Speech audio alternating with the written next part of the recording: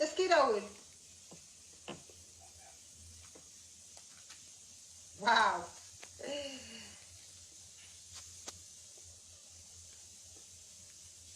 yes ደውል።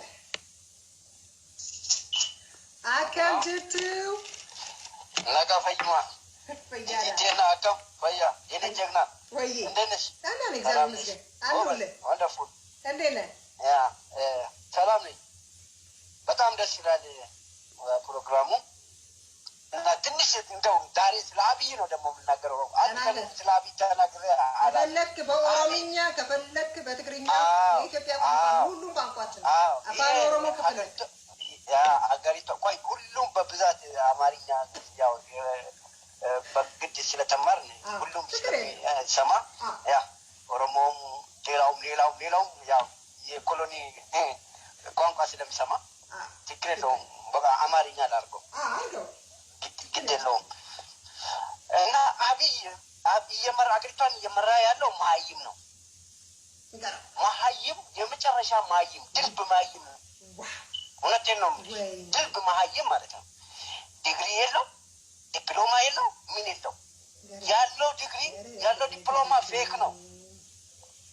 ጠለቅ ብሎ መርማሪ አቶን በኮራፕሽን ተይዞ ይህ ሰውዬ እዚህ ያለ እንጂ ይሄ ወታደር ለወታደር መሪ ነው የሚያስፈልገው እንጂ ለሀገር አያስፈልግም ነበር ሲጀመር ማለት ነው። ይሰማል አይደል? አዎ በደንብ ነው የሚሰማው። አዎ አብይ አሃድ ነው በቃ ይክዳል። ገባች? ከመጀመሪያ እስከ መጨረሻ ማየት እንችላለን። ሃይማኖቱን ክዷል። አንድ አባቱን ክዷል፣ ፋሚሊ ክዷል። ሁለት ጓደኞቹን ክዷል። እና ለማ መገርሳን ትክክል ብዙ ክህደቶች ሰውየው ክህደታም ነው። ከሱ ጋር ምንም የሚታረገው ዲል የለም። ከሃዲ መሆኑ በዚህ እነዚህ መስረጃዎች በቂዎች ናቸው። እና የሀገሪቷን ህግ ምንም አያውቅም፣ አልተማረም። ሀገር በህግ ነው የሚመራው። ሀገሪቷ የራሷ ህግ አለ። በህግ ነው ማምራት እንጂ በምላስ ወይ በእንትን አይደለም። ገባሽ? ቦታ ስለያዘው አይደለም። በጭንቅላትና በሀገሪቷ ህግ መሰረት ነው። ኮንስቲቱሽን አለ።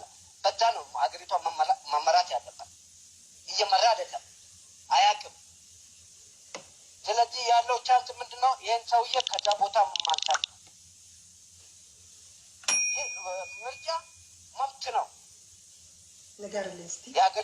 የሀገሪቷ ህግ የሰጠው መብት ነው። የህዝብ መብት ነው።